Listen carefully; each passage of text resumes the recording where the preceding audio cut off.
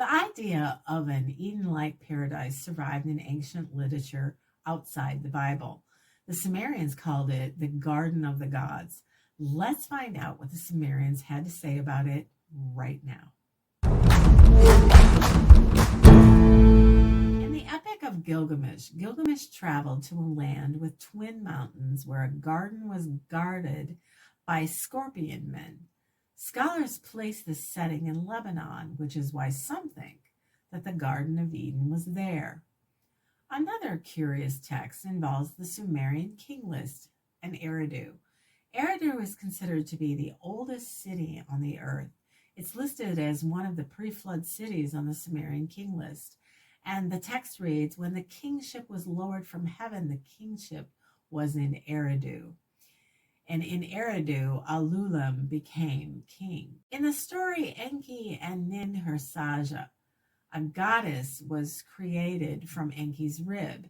In this story, they wrote of a place called Dilmun that was a pure place in a virgin state. There was no sorrow, no disease there. People did not grow old. There were no furrows in fields, and water came up from the ground. When it says there was no furrows in the fields, it means nobody planted fields. There was no farming.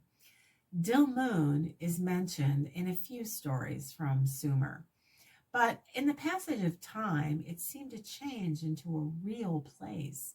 In the Epic of Ziusudra, I'm probably butchering that name, but in that story, it's called the place where the sun rises. And in Enmerkar and the Lord of Arada, it says that the ziggurats in Uruk and Eridu were built before Dilmun was settled. Sumerian tablets mention Dilmun as early as 2000 BC, and according to the text, the country of Dilmun included Bahrain, Kuwait, and the eastern part of Saudi Arabia. It became an important center for trade, controlling all the routes until the Assyrians conquered it.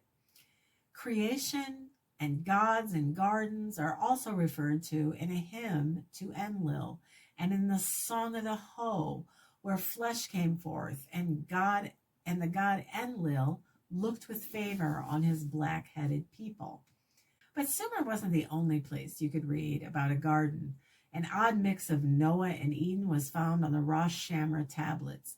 The tablet was from ancient Ugarit, and it's about the god El and his wife Atheret, who the Bible calls Asherah. El lives at the edge of the world, at the source of the two rivers, a place where the waters of the heavens and earth meet.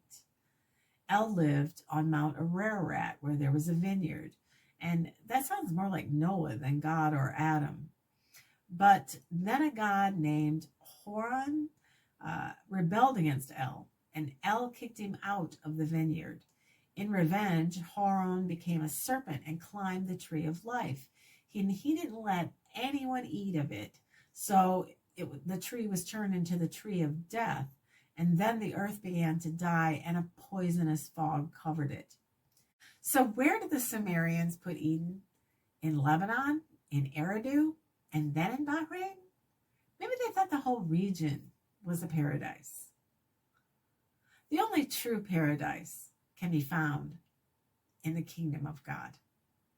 It is in the person of Jesus. He is the Prince of Peace. And if you want him to be the Prince of your peace, if you want to experience true peace, a true experience of Eden, then ask him into your life today. Say, Jesus, show me your peace. I want to know you. I want to know your peace.